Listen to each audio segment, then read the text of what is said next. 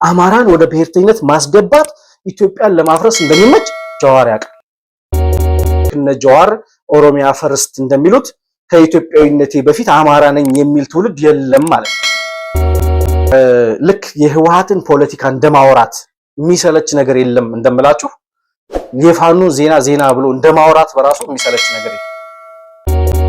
በጦር ኃይል በወታደራዊ ኃይል የተሻለ አቅም ያለው አንድኛው አቅም የለውም ብሎ የሚያስበውን ፋኖ ለመብላትና ለማዋጥ አፉን ከፍቶ እየጠበቀ ያለበት ሰዓት ላይ ነው ያለነው። መቼም ቢሆን የአማራን ህዝብ ከኢትዮጵያዊነቱ አፋተህ ብሔርተኛና ዘረኛ ልታረገው አትችልም። እውነታው ይሄ ነው።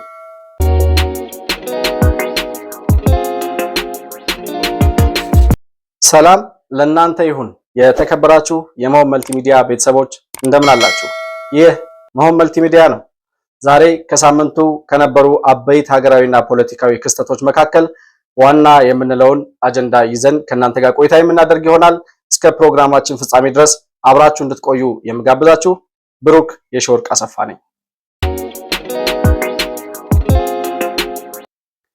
በዛሬው ፕሮግራማችን የፋኖ ውህደት መፍረስን የተመለከተ ወይም ደግሞ ሊደራጅ ሊዋሃድ ታስቦ የነበረው ፋኖ ሳይዋሃድ መፍረሱን የሰማንበትን አጀንዳ ዋና መነሻ በማድረግ ቆይታ የምናደርግ ነው የሚሆነው።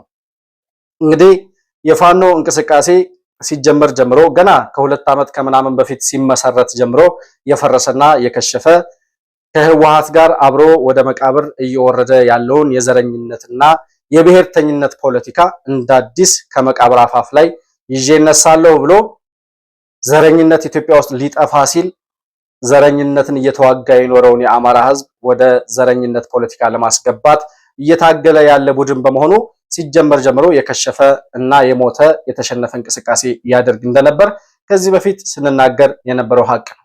ዛሬ ያረጋገጡልን እውነት ምንድነው? እነዚህ ሰዎች የአማራ ፋኖ ብሔራዊ ኃይል የሚባለው አደረጃጀት በይፋ መፍረሱን በራሳቸው ገጽ በራሳቸው ሚዲያ አረጋግጠውልናል። ሲጀመር ይሄ የአማራ ፋኖ ብሔራዊ ኃይል የሚባለው አደረጃጀት እንመሰርታለን ብለው አንድ ላይ የተሰባሰቡት የሸዋ ፋኖ የአማራ ፋኖ በሸዋ፣ የአማራ ፋኖ በወሎ ወይም ቤት አማራ፣ የአማራ ፋኖ በጎጃም እና የአማራ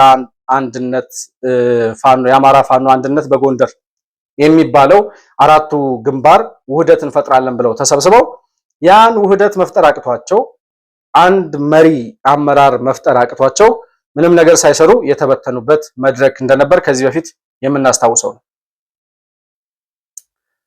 እንግዲህ ያኔ አንድ መሪ መምረጥ አቅቷቸው ዝም ብለን ተበተን ስብሰባውን ጠርተን ሳንስማማ ቀርተን ተበተን ላለ ማለት ምንድን ነበር ያወሩት? ያኔ በኮማንድ የሚመራ እዝ አቋቁመናል ብለው የኮማንዱ አመራሮች ወይም የእዝ አመራሮች የሚባሉ 12 ነው 13 ሰዎችን መርጠው በእዝ የሚመራ ኮማንድ መስርተናል ብለው ነበር የተለያዩት።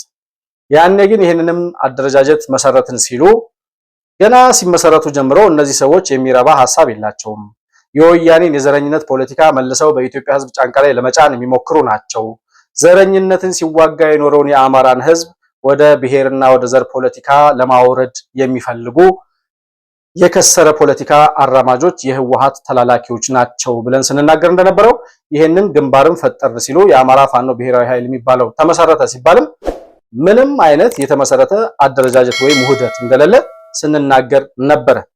ያንን እንግዲህ ሰምቶ የተቀበለ ዘግይተው ይሄንን እውነት ተረድተው ከነዚህ ሰዎች የተለዩ ሰዎች ምናልባት ዘግይቶም ቢሆን ወደ እውነታው የተመለሰ ሰው ዌልካም ነው ሊባል የሚገባው።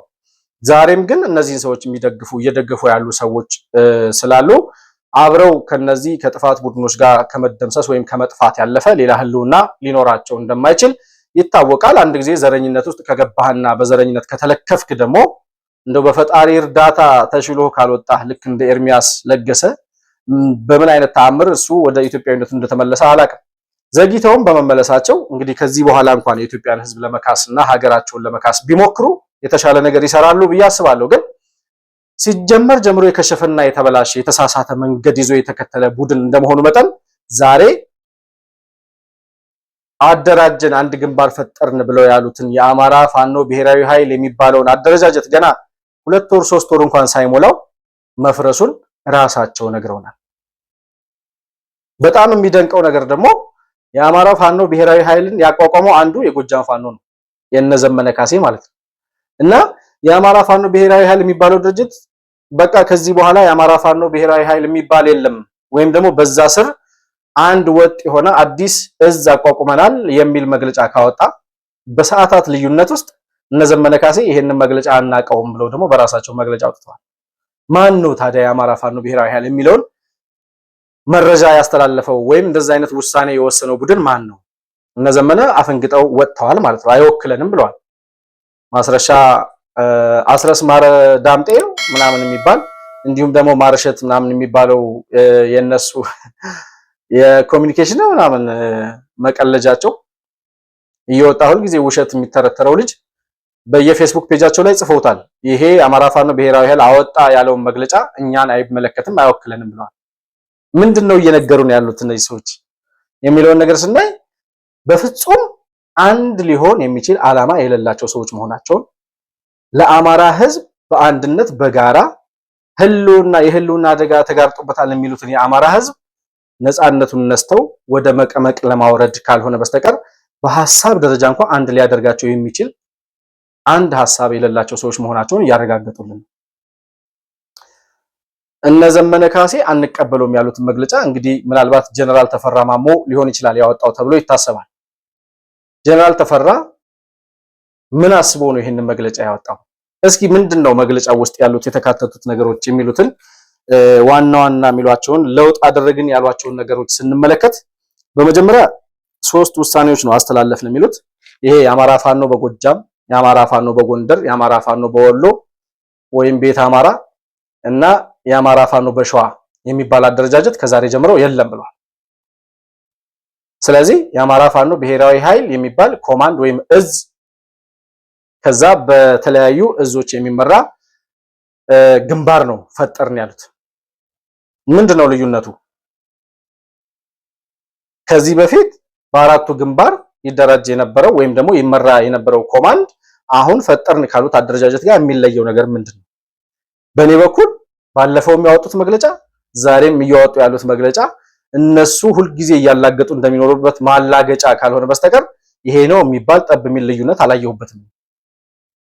አንደኛ ነገር እነዚህ ሰዎች ሊዋሃዱ የማይችሉ ሰዎች መሆናቸውን ገና ተዋሃደ ተብሎ ውህደቱ መስመር ሳይዝ ፈረሰ የሚባልበትን ልክ እንደ ሰሞኑ እንደ ዘመናችን ትዳር ገና ተጋቡ ተብሎ ተፋቱ እንደሚባሉት ባለትዳሮች ተዋሃድን ብለው ገና ዜናው አየር ላይ መንትኑ መረጃው ሳይቀዘቅዝ ወይም ደግሞ ተራግቦ ሳያልቅ ውህደታቸው ከዛ በኋላ ውህደቱ መፍረሱ ነው እየነገሩን ያሉት። በምንም በለው በምንም በአዲስ መዋቅርም አደራጀሁት በለው የአማራ ፋኖ በጎንደርም በለው በወሎም በለው ቤት አማራም በለው የአማራ ፋኖ በሸዋም በለው እነዚህ ሰዎች ስም ቢለዋውጡ የፈለገውን አይነት መዋቅር ቢቀያይሩ ዘመነ ካሴና እስክንድር ነጋ ምሬ ወዳጆና ጀነራል ተፈራ ማሞ በፍጹም አንድ ሆነው በአንድ አቋም ላይ ሊጸኑ የሚችሉ ሰዎች እንዳልሆኑ ያረጋገጡበት። በቀጣይ ምንድነው ሊሰሩ ያሰቡት? ዛሬ የጎጃም ፋኖ ይሄንን መግለጫ ከተቃወመ በኋላ በአይነቱ የተለየ እርምጃ እስከዛሬ ድረስ ከወሰድነው የወታደራዊ እርምጃ በአይነቱ የተለየ እርምጃ ለመውሰድ ቅድመ ዝግጅት አጠናቀናል ወይም ውሳኔ አስተላልፈናል ብሏል ዘመነ ካሴ። ምንድነው በአይነቱ የተለየ እርምጃ? ዘመነ እስከዛሬ የአማራ ክልል ላይ ስትወስዱ ከነበረው መከላከያውን ማረክን የአብይን ሰራዊት ጨረስ ነው ስትሉ ከነበረው አይነት እርምጃ የተለየ ምን ልትወስዱ ነው ብለን እነሱን መጠየቅ አይጠበቅብንም። እየሆነ ያለውን ነገር ግራና ቀኝ ማየት የሚችል ሰው ዘመነ ካሴ እያወራ ያለው በአይነቱ ለየት ያለ እርምጃ የሚለው ተፈራ ማሞን ማስወገድ፣ እስክንድር ነጋን ማጥፋት ወይም እነ ምሬ ወዳጆን መደምሰስ ሊሆን እንደሚችል ከዚህ በፊት እነዚህ ሰዎች እርስ በርሳቸው ሊጠፋፉ የሚችሉ ሰዎች ናቸው ብለን እንዳወራ ነው። ዛሬ ዘመነ ካሴ በአይነቱ ለየት ያለ እርምጃ ለመውሰድ ተዘጋጅቻለሁ ወይም ወስኛለሁ እያለ ያለው የራሱን በፋኖነት ተደራጅተው የአማራ ፋኖ ከሚባሉት አደረጃጀቶች ውስጥ እርስ በርሳቸው ለመጠፋፋት ዘመነ ቀድሞ ሊያጠፋቸው እንደሚችል ከዚህም በፊት ተናግሬ ነበር። አሁን እነሱ ላይ እርምጃ ለመውሰድ እየተዘጋጀ መሆኑን በእርግጠኝነት ማየት ይቻላል። ለምንድን ነው ዘመነ ሌሎቹን ፋኖች የሚያጠፋው ብለን ካል ዛሬ የአማራ ፋኖ ብሔራዊ ኃይል አወጣሁት ያለውን አዲስ መግለጫ በመጀመሪያ ተቃውሞ የወጣው ዘመነ ካሴ ነው። አሁን የአማራ ፋኖ በወሎ ምናምን በጎጃም በጎንደር የሚባል የለም አንድ ወጥ የሆነ እዝ ነው ያለው ካሉ ሊሆን የሚችለው ምንድነው? 3 ኮሚቴዎችን እናዋቅራለን ይላሉ እዛ ላይ። የመጀመሪያው ኮሚቴ 3 ውሳኔዎች አስተላልፈዋል። እነዚህ ሰዎች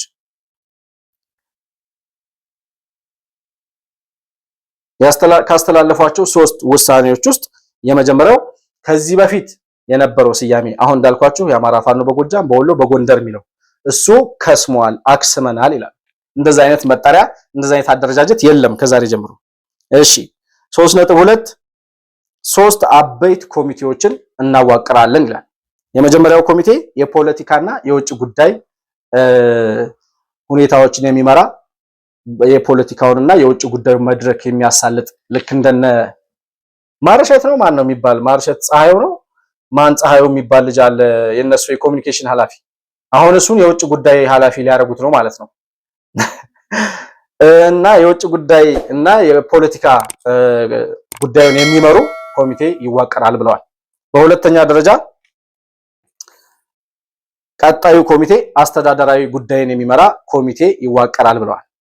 አስተዳደራዊ ኮሚቴ ማለት እንግዲህ አሁን በአንድ እዝ ስር የተዋቀረውን የፋኖ ኃይል በአስተዳደር በሎጂስቲክ በምናምን የሚመራ ያንን ሂደት የሚያሳልጥ ኮሚቴ ማለት ነው። በሶስተኛ ደረጃ ወታደራዊ ጉዳዩን የሚመራ ኮሚቴ ይዋቀራል ብለዋል። ወታደራዊ ኮሚቴውን የሚመራው ማን ነው? ዘመነ ካሴ ነው? እስክንድር ነጋ ነው? ወይስ ጀነራል ተፈራ ማሞ ነው? አሁን እነዚህ ሰዎች መጨረሻ ላይ ማዕከላዊ ኮማንዶ ይላሉ 3.3 ላይ ማዕከላዊ ኮማንዶ አንደኛ የማዕከላዊ ኮሚቴ፣ በሁለተኛ ደረጃ ስራ አስፈጻሚና የፖሊት ቢሮ አባላትን በቀጣይ መርጦ የሚያሳውቅ ይሆናል ወይም የምርጫ ሂደትን እናከናውናለን ብለዋል። የማዕከላዊ ኮሚቴ አባላት፣ የስራ አስፈጻሚና የፖሊት ቢሮ አባላትን በቀጣይ ምርጫ እናካሂዳለን ብለዋል። ከዚህ በፊት ግንባሩን የሚመራ አንድ ሊቀመንበር፣ አንድ ኃላፊ፣ አንድ ወታደራዊ አዛዥ መምረጥ ያቃታቸው ሰዎች 13 ሰዎችን የኮማንዶ አዛዥ አድርገው ሾማናል ብለው ያወሩ ሰዎች ዛሬ ከየት አምጥተው ነው? በምን አይነት ህብረት ዛሬ በምን አይነት ህብረት በምን አይነት ውህደት በምን አይነት ቅንጅት ቢቀናጁ ነው የስራ አስፈጻሚ የፖሊት ቢሮና የማዕከላዊ ኮሚቴ አባል የሚመርጡት? ገና ይሄ ሂደት ከመከናወኑ በፊት ገና ይሄ መረጃ ወጥቶ አየር ላይ እንደዋለ አንደኛው የዚህ የፋኖ ብሔራዊ ኃይል ምናምን የሚባለው አደረጃጀት አካል ነው ተብሎ የሚታሰበው የጎጃሙ የዘመነ ካሴ ቡድን አይወክለኝም ይሄ መግለጫ ብሏል። ስለዚህ ዘመነን አስወጥታችሁ ነው ይሄንን አዲስ እዝ የምታዋቅሩት? ከዛ ዘመነ ካሴ ይተኛላችኋል ወይስ ዘመነን ልታጠፉ ታስባችኋል? እኔ በእርግጠኝነት መናገር የምችለው ዘመነ ካሴ ዛሬ ወይም ነገ በዚህ ሳምንት እርስ በርሳቸው ከአንደኛው ፋኖ ጋር ተዋጋ፣ ተጋደለ ወይም እንትና የሚባለውን አደረጃጀት ደመሰስን የሚል መግለጫ እነዘመነ እንደሚያወጡ እጠብቃለሁ። ጀነራል ተፈራ ማሞ ምናልባት ይሄንን በማዕከላዊ ኮማንድ ይመራል ያለውን አዲስ የወታደራዊ እዝ ሊመራ ይችላል ተብሎ የሚታሰበው ሰው እሱ ነው። እነዘመነ ካሴ ጋር በምን አይነት ሁኔታ ሊለያይ ወይም ሊፋታ እንደሚችል ወደፊት የምናየው ነው። እነዚህ ሰዎች ግን በአጠቃላይ ልክ የህወሓትን ፖለቲካ እንደማውራት የሚሰለች ነገር የለም እንደምላችሁ የፋኖ ዜና ብሎ እንደማውራት በራሱ የሚሰለች ነገር የለም። ጠብ የሚል ነገር መሬት ላይ የማይሰሩ ሰዎች ከተመሰረቱ ጊዜ ጀምሮ የሆነች ወረዳ የሆነች ቀበሌ ይዘው ማሳየት ያልቻሉ ሰዎች በውሸት ተፈጥረው በውሸት እየኖሩ ያሉ ሰዎች ዛሬም ደግሞ እንደዚህ አይነት ድርጅት መሰረትን እንዲህ አይነት እንትና የፖሊት ቢሮ አባል ማዕከላዊ ኮሚቴ ይለኛል። መጀመሪያ ማዕከላዊ የሆነ አስተሳሰብ አላችሁ እናንተ። አንድ ማዕከላዊነት መፍጠር ያልቻለ አንድ ወጥ የሆነ አስተሳሰብን መፍጠር ያልቻለ ድርጅት አንድ ወጥ የሆነ እዝ ሊመሰረት እንዴት ይችላል? እስከዛሬ ድረስ ለውጥ ማምጣት ያልቻልነው የአማራ ህዝብን የህልውና አደጋ እንዳንቀርፍ አደጋ ሆኖብን ያለው ይላሉ አማራነትን የማያውቅና አማራነትን የተጸየፈ ኢትዮጵያዊነት በመፈጠሩ ትግላችን ግቡን ሊመታ አልቻለም ይላሉ። በጣም የሚገርም ስቴትመንት ነው ይሄ። አማራነትን የተጸየፈና አማራነትን የማያውቅ ኢትዮጵያዊነት ስለተፈጠረ የአማራ ብሔርተኝነት ትርክትን እውነት ማድረግ አልቻልንም፣ መሬት ማስያዝ አልቻልንም፣ ከሽፈናል። ምክንያቱም ህዝቡ በኢትዮጵያዊነቱ ላይ ነው የቆመው፣ ከአማራነት ይልቅ ኢትዮጵያዊነት በልጦበታል ህዝቡ ነው እያሉ ያሉት። ይሄ እጅግ በጣም የሚያስፈነድቅ ስንታገልለት የኖርነውን የአማራን ህዝብ ወደ ብሔርተኝነት ልታስገቡት አይገባም፣ አትችሉም ብለን ስናወራ የነበረውን ነገር በእርግጠኝነት ራሳቸው ያረጋግጡበት ስቴትመንት ነው። ምን ማለት ነው አማራነትን የማያውቅ ኢትዮጵያዊነት ማለት? አማራነትን የማያውቅ ኢትዮጵያዊነት ማለት በእነሱ ስቴትመንት አማራነቱን አስቀድሞ ልክ እነ ጀዋር ኦሮሚያ ፈርስት እንደሚሉት ከኢትዮጵያዊነቴ በፊት አማራ ነኝ የሚል ትውልድ የለም ማለት ነው። እኔ ኢትዮጵያዊ ነኝ የተወለድኩት አማራ ክልል ነው የሚል ኢትዮጵያዊ ነው ሊኖር የሚችለው እንጂ አማራነቱን የሚያስቀድም ኢትዮጵያዊ ባለመኖሩ እንደ ህወሓት በዘረኝነት ትርክት ተተብትቦ የአማራ ፖለቲካ ውስጥ የሚገባ ህዝብ ልናገኝ አልቻልንም። ህዝቡን ከኢትዮጵያዊነቱ ልናወርደው አልቻልንም። ስለዚህ አማራነትን የማያውቅ ህዝብ በመፈጠሩ ለትግላችን እንቅፋት ሆኖብናል ይላሉ። ዌልካም ቱ ዘ ወርልድ ነው የሚባለው። ይሄ እንኳን ወደኛ እውነት መጣችሁ። የአማራን ህዝብ ከኢትዮጵያዊነቱ ልታወርደው አትችልም። አማራ ማለት የአማራ ህዝብ ማለት በኢትዮጵያዊነቱ ስለ ኢትዮጵያ ህዝብና ስለ ኢትዮጵያዊነት ሲታገል የኖረ ዘረኝነትን ሲፋለም የኖረ ለዛ ሲሉ ዘረኝነትን ለመፋለም ለመዋጋት ሲሉ መስዋዕትነት የከፈሉ እንደነ አስራት ወልደየስ አይነት ጀግና ኢትዮጵያውያን ያሉት ልጆች ያሉት ህዝብ ነው የአማራ ህዝብ። ተው የአማራ ህዝብ ለዘረኝነት አይመችም፣ ለብሔርተኝነት አይመጥንም የአማራ ህዝብ ስንል የነበረው ይሄ እውነት እንዲገባችሁ ነበር። ዛሬ ቢያንስ ከሽንፈታችሁ ተምራችኋል። ሞኝ ከራሱ ስህተት ነው የሚማረው። እንደ ብልጥ ሰው የሚነግረውን አይቶ የህወሓትን መንገድ አይቶ የዘረኝነት አካሄድ ህወሓትን ወደ መቃብር እንደወሰደው አይቶ ከህወሓት ስህተት መማር ትልቅነት ነበር። ግን የሱን ስህተት ከህወሓት ስህተት መማር አቅቷችሁ የአማራን ህዝብ ወደ ዘረኝነት ለማስገባት ስትታገሉ የነበራችሁ ሰዎች ዛሬ የአማራ ህዝብ ለብሔርተኝነትና ለዘረኝነት እንደማይመች ገብቷችሁ ይሄን መግለጫ በማውጣታችሁ ምንድን ነው የሚባለው? እንኳን ለዚህ ያበቃችሁ ነው የሚባለው? እንኳን እውነቱ ተገለጠላችሁ። ምንም እንኳን እናንተ የምትማሩ የምትሻሻሉ ሰዎች ባትሆኑም የአማራ ህዝብ ለዘረኝነት እንደማይመች ማወቃችሁ በራሱ የትግላችን ውጤት ስለሆነ ደስ ይለናልኛ። እና ኢትዮጵያ አማራነትን የማያውቅና የተጸየፈ የሚለውን ትርክት ሲያወሩ ጀዋር መሐመድን ነው የምናነሳው። በፖለቲካ የለውጡ መንግስት መጥቶ እነ ጀዋር ወደ ኢትዮጵያ ወደ ሀገር ውስጥ እንዲገቡ በተደረገበት ሰዓት ተቃዋሚዎች በሙሉ ወደ ኢትዮጵያ እየገቡ ያኔ የለውጥ ንፋስ ከ7 ዓመት በፊት ሀገሪቱ ላይ የነፈሰ በነበረበት ሰዓት ጀዋር አማራ ክልል ሂዶ ኢንተርቪው ሲደረግለት ወይም እስከዛሬ በቆየህበት የፖለቲካ እንቅስቃሴ አሳካሁ የምትለው ትልቁ ስኬት ምንድነው ተብሎ ሲጠየቅ የአማራ ብሔርተኝነት እንዲያቆጠቁጥ በማድረጋችን ትልቅ ስኬት ተጎናጽፈናል ብዬ አስባለሁ ይላል። ትልቁ ስኬታችን የአማራ ብሔርተኝነት እንዲገነግንና እንዲያቆጠቁጥ ማድረጋችን ነው ይላል። አማራን ወደ ብሔርተኝነት ማስገባት ኢትዮጵያን ለማፍረስ እንደሚመች ጀዋር ያውቃል። ስለዚህ ያንን የኢትዮጵያዊነት መንፈስ ከአማራ ህዝብ ላይ ለመግፈፍ ህወሓትና እነ ጀዋር መሐመድ እነ ኦነግ ያላደረጉት ያልሰሩት ነገር የለም። እንደነ ዘመነ ካሴ አይነት የባንዳ ተላላኪዎች ተፈጥረው የነ ጀዋር መሐመድን ህልም እውን ለማድረግ ጫፍ ደርሰው ነበረ።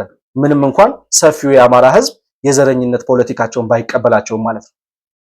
እና ዛሬ አማራነትን የማይቀበል ኢትዮጵያዊነት በመፈጠሩ ምክንያት ሲሉ አማራ ህዝብ በዘረኝነት ተተብትቦ የዘረኝነት አጥር ውስጥ ልታኖረው የምትችለው ህዝብ አይደለም ስንል የነበረው እውነት በገሃድ በእነሱ አንደበት ሲነገር ስለሰማን ደስ ብሎናል ለማለት እፈልጋለሁ። እና እነ ዘመነ ካሴ ምንድነው የሚሉት? የአማራ ህዝብ ከኢትዮጵያዊነቱ ካልተፋታ በስተቀር ይላል የህልውና አደጋውን መቀልበስ አንችልም ይላል። የአማራ ህዝብ ከኢትዮጵያዊነቱ ካልተፋታ በስተቀር የህልውና አደጋውን መቀልበስ አይችልም። የህልውና አደጋ የአማራ ህዝብ የለበትም። የአማራን ህዝብ ከኢትዮጵያዊነቱ ማፋታት እንዳልቻላችሁ ግን ማረጋገጫ ስለሰጣችሁን እናመሰግናለን። መቼም ቢሆን የአማራን ህዝብ ከኢትዮጵያዊነቱ አፋተህ ብሔርተኛና ዘረኛ ልታረገው አትችልም። እውነታው ይሄ ነው። ስለዚህ አሁን እነዚህ ሰዎች ዘመነ ካሴ የተቃወመውን መግለጫ ነግሬያቸዋለሁ። ስለዚህ አሁን ፋኖ የሚባለው አደረጃጀት እርስ በርሱ እየተባላ ያለ ቡድን ነው። በዚህ በኩል የአማራ ፋኖ ብሔራዊ ኃይል የሚባለው አዲስ አደረጃጀት መስርቻለሁ፣ አዲስ ግንባር ፈጥሬያለሁ ይላል። አንድ ግንባር ፈጠረ የሚባለው የጎጃሙ ፋኖ ደግሞ አሁን የወጣው መግለጫ አይመለከተኝም አይወክለኝም ብሎ በዚህ በኩል መግለጫ ያወጣል። ስለዚህ እነዚህ ሰዎች እርስ በርሳቸው ሊጠፋፉ ቃታ መሳሳብ ብቻ ነው የቀራቸው። እየጠበቅን ነው አንደኛው ፋኖን አጠፋው የሚል ምንም እንኳን መጠፋፋትን ባንደግፍም የጥፋት ኃይሎች ግን እርስ በርሳቸው ሲጠፋፉ እንደማየት የሚያስደስት ነገር የለም እና በዛ ደረጃ ላይ ይገኛሉ። አሁን ቀጣይ ምን አቋም ላይ ነው ያለው ፋኖ የሚባለው አደረጃጀት የሚለውን ነገር ነው የምንመለከተው ባጭሩ። የመጀመሪያው አዋሃድን ያሉት ግንባር ፈጠርን ያሉት አንድነት ፈጠርን ያሉበት መድረክ የውሸት መድረክ መሆኑንና አንድ ሊሆን የሚችል ሐሳብ እንደሌላቸው በድጋሚ ያረጋገጡበት መግለጫ ነው። የጎንደሩና የወሎ የሸዋውና የጎጃሙ ፋኖ በፍጹም አንድ አይነት ሐሳብ የሌላቸው እንደሆኑ እስክንድር ነጋና ዘመነ ካሴ፣ ምሬ ወዳጆና ጀነራል ተፈራ ማሞ በአንድነት ሊቆሙ የማይችሉ የጥፋት ኃይሎች መሆናቸውን ያረጋገጡበት መግለጫ ነው የሰጡት። ሁለተኛው ሁሉም በየበኩላቸው ሊደግፈን ይችላል ከሚሉት የጥፋት ኃይል ጋር እየተባበሩ ነው። እንዳንድ ወጥ የሆነ እዝ ሳይሆን የጎጃሙ ፋኖ ከህወሓት ጋር ይተባበራል። ምናልባት የጎንደሩ ፋኖ ደግሞ የእነ እስክንድር ነጋ ከሻዕቢያ ጋር ህብረት ይፈጥራል። ስለዚህ ይረዳኛል ያግዘኛል ካሉት የጥፋት ኃይል ጋር በየፊናቸው እየተተረማመሱ ያሉ ሰዎች ናቸው። ይሄ ምን ያረጋግጣል? በውስጣቸው ያለው ውህደት አንድነት የሚባል ነገር እንደሌለ ማረጋገጫ ይሰጣል ማለት ነው። ሶስተኛው እስከዛሬ 2 ዓመት ከምናምን በውሸት መራ ነው ያሉት ትግል እንትናን ተቆጣጠርን፣ የመከላከያ ሰራዊት እንደመሰስን፣ የአብይን ጦር አጠፋ ነው ማረክ ነው ሲሉት የነበረው ውሸት በህዝቡ ዘንድ ውሸት መሆኑ በይፋ መገለጡንና ህዝቡ እውነታውን እየተረዳ መምጣቱን ማረጋገጫ የሰጡበት ነው።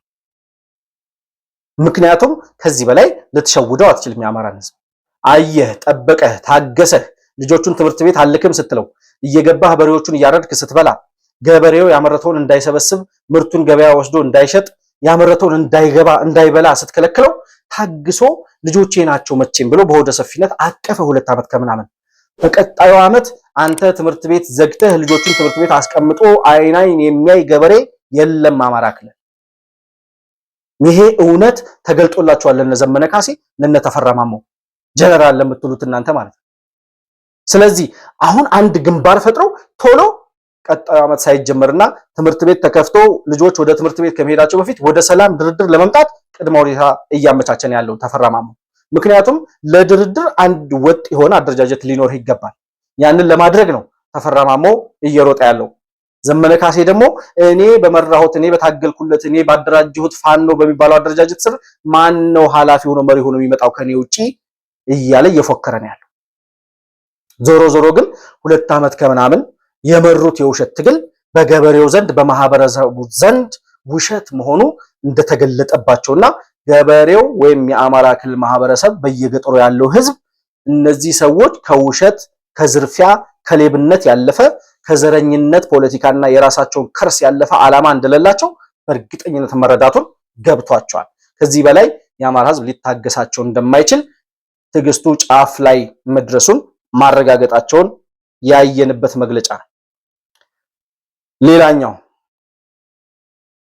አንዱ ፋኖ አንደኛውን ፋኖ ወይም ትልቁ ዘንዶ ትንሹን ዘንዶ እንደሚውጠው ሁሉ ትንሽ ጉልበት አለኝ አደረጃጀት ጠንካራ ነው ከተመሰረትኩም ቆይቻለሁ የሚለው በጦር ኃይል በወታደራዊ ኃይል የተሻለ አቅም ያለው አንደኛው አቅም የለውም ብሎ የሚያስበውን ፋኖ ለመብላትና ለማዋጥ አፉን ከፍቶ እየጠበቀ ያለበት ሰዓት ላይ ያለነው። በእርግጠኝነት ከዚህ በኋላ የምንሰማው ዜና በእርግጠኝነት በዚህ አንድ ወር ባልሞላ ጊዜ ውስጥ የምንሰማው ዜና የጎንደሩ ፋኖ የጎጃሙ ፋኖ አጠፋው ወይም የጎጃሙ ፋኖ የወሎ እንደመሰሰው የሚል ዜና በእርግጠኝነት እንደምንሰማ እጠብቃለሁ። እንዲህ አይነት የመጠፋፋት ምዕራፍ ላይ ደርሷል ፋኖ የሚባለው የጥፋት ቡድን ማለት ነው። በማን ነው የሚጠፋው? መከላከያ ሰራዊት ብዙ ስራ አለበት። ብዙ ዓላማና ብዙ ስራ አለበት። እንደዚህ አይነት የጥፋት ኃይል እርስ በርሱ ነው የሚጠፋፋው። እርስ በርሳቸው ተጠፋፍተው ነበሩ የሚባሉበት ምዕራፍ ላይ ሊገቡ መጨረሻ ገጽ ላይ ይገኛሉ። ይህንን በማየታችን እኛም እርስ በርሳቸው ሲጠፋፉ ያልነው ነገር እውነት መሆኑ ለህዝቡ እየተገለጠለት በመምጣቱ ገበሬው እውነታውን ተረድቶ በውጭም በአገር ውስጥም ያለው እነዚህን የጥፋት ኃይሎች የሚደግፈው ሰው እውነቱ ተገልጦለት ዛሬ ወደ ራሱ እየተመለሰ በመሆኑ ለዚህ እውነት ለኢትዮጵያዊነት እውነት የታገላችሁ በሙሉ ደስ ሊላችሁ ይገባል። ፋኖ የሚባለው አደረጃጀት በቅርቡ በራሱ ጥይት ራሱን አጥፍቶ ነበር የሚባልበትን ዜና ለመስራት እኛም በጉጉት የምንጠብቀው ይሆናል። ከዚህ ሌላ ጠብ የሚል ስለነሱ ሊወራ የሚችል ጠቃሚም ጊዜያዊም አጀንዳ የለም ማለት ነው የምፈልገው። ለዛሬ የነበረኝ ፕሮግራም ይህንን ይመስላል። የተከበራችሁ የቻናላችን ቤተሰቦች መሆን መልቲሚዲያን ላይክ፣ ሰብስክራይብ እና ሼር በማድረግ ቤተሰብ መሆናችሁን እንዳትዘነጉ። እንዲሁም ደግሞ በሱፐር ቻትና በሱፐር ታንክስ መሆን መልቲሚዲያን ማገዝና መደገፍ እንደምትችሉ ለማስታወስ እወዳለሁ። በሌላ ፕሮግራም እስከምንገናኝ ድረስ ሰላም በያላችሁበት ለእናንተ ይሁን።